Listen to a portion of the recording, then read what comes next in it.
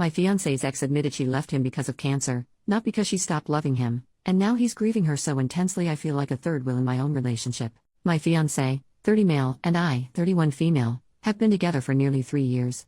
We were super excited for our wedding that's gonna take place 6 months from now. I had a hard boundary against exes in the relationship and we both agreed on that. No pictures, no contact, no stories, nothing. Prior to meeting me, he was in a serious relationship for about the same time as us. However, his ex, 29 female, one day told him she no longer loves him and they broke up. He was heartbroken and it took him months to heal. Since his ex was blocked, her mom contacted my fiancé and told him she had cancer and wanted to meet him one last time. This was a difficult decision considering my boundaries, but I felt really sorry this girl was losing her life so young, so I supported my fiancé's decision to see her, but on the condition I'll be in the same room as them. Apparently, she had developed skin cancer and the doctor had drawn up a prognosis for her a few months before they broke up. The ex told both of us that she wanted him to lead a happy life with a woman who could share a life with him, and wished us well. That's why she lied about not loving him anymore, and that she always loved him all this time. She recently died 3 weeks ago and my fiancé is a complete mess. I can't unsee the way they both held each other's hands, and the look of nostalgia and love in his eyes for her. I just felt like an outsider in that moment. It's so difficult and hurtful to see him cry about another woman who he once loved. I literally can't unhear things he said to his mom in the kitchen one day. I wonder what life could have been like with her. We could have been a happy family of our own. She wanted kids with me and we could have named her Rose like she wanted. Where does this leave me? Why am I in his life still if he'd rather be with someone else? I promised myself that I'll only ever be with a guy for whom I am his one and only and first priority. I saw that in him before, but now I don't know. Trust me, I am not a heartless person and I would rather not put myself in any position where I'll consider myself a monster. But this feels incredibly complicated and extremely hurtful to feel like a third wheel in my once happy and thriving relationship. He has been reaching out to me for support and I gave a listening ear, and he has been telling me so many stories from his time with her, and I didn't like one bit of this. My therapist told me while having empathy is important, I shouldn't have to lose myself in my relationship even if circumstances are hard. 2 days ago, he received a package in the mail and it was from the ex's sister. Apparently it was a photo album from their old times that the ex wanted him to have. My fiancé held it so gently and even teared up little.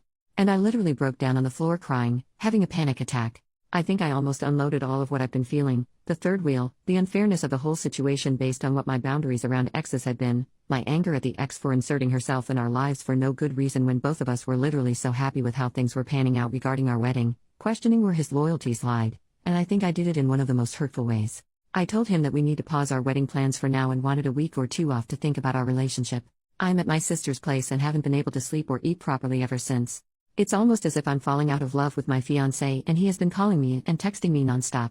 I feel so guilty right now. He had self-destructive tendencies years ago and I am afraid I might trigger that. He says his ex already died and it's gonna break him if I left him too. If I left him too? Emphasis on the two, I'm just done. What the heck am I supposed to do? TLDR, I had a boundary against exes in our relationship, but my fiancé's ex, who had cancer, wanted to meet him one last time. I agreed on the condition that I would be present. During the meeting, I saw their lingering affection and heard him express regrets about their past.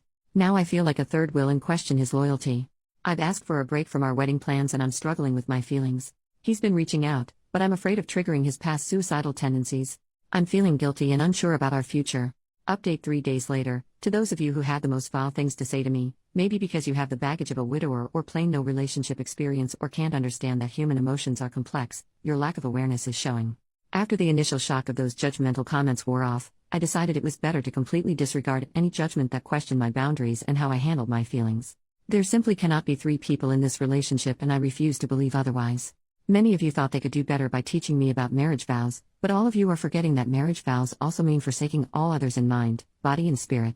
She might be not physically present, but he would be in a different headspace emotionally. A part of him permanently will belong to her memories and there's nothing wrong with that inherently, but it's just not for me. Some of you have different standards for partnership and that is okay. What is not okay is shaming those that have them and pretending you are better than me and would have not felt heard if you were in my shoes.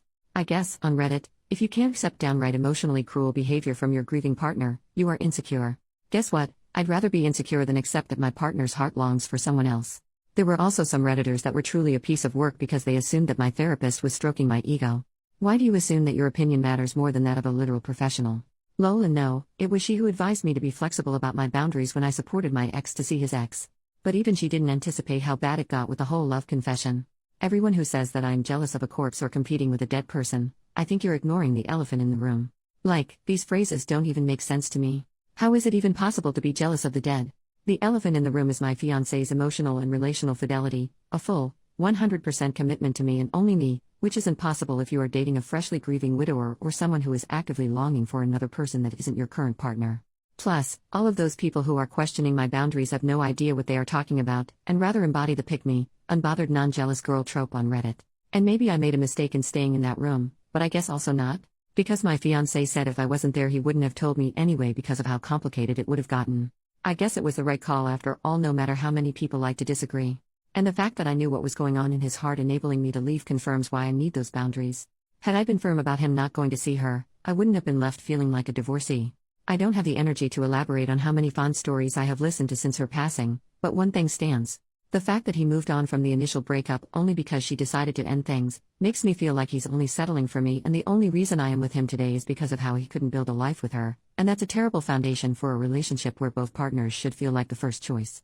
Him reliving what his future could have looked like has damaged any trust I've had in him beyond repair.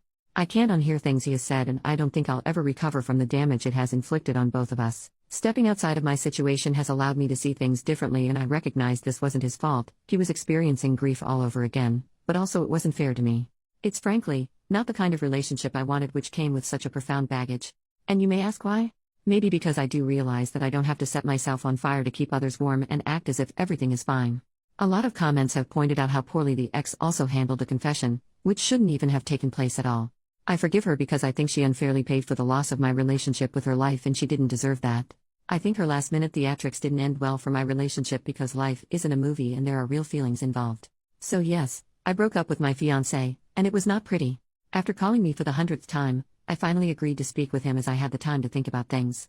Objectively, I had been feeling pretty inadequate, second fiddle and an emotional dump pretty much, and it has wrecked with my sense of self. I went to our home and gave him the ring he proposed me with. I told him I don't see him in my future anymore, as seeing him grieve a future life with an ex made me lose all feelings for him. I just feel numb. He started hysterically crying and begged me to stay because now I was breaking up with him the same way his ex once did. This made me cry even harder as he still couldn't see beyond his grief. He asked me and screamed, "Why am I doing this?" He said a lot of cruel things to me which are honestly painful, but things really escalated here. He said he isn't letting me go and wants us to fix things. That's when I knew I wasn't safe where I was standing. I had to call my sister and his mother to come to his place to help ease him so that I could leave the house as quickly as possible. When his mom and my sister were there, here was the exchange between my now ex and I. Ex-fiancé: I doubt you ever had a heart. Me: oh, what do you know about my heart, when you know nothing other than your own suffering? Ex: someday, I hope you'll have the decency to admit how much you regret hurting me, just like she did.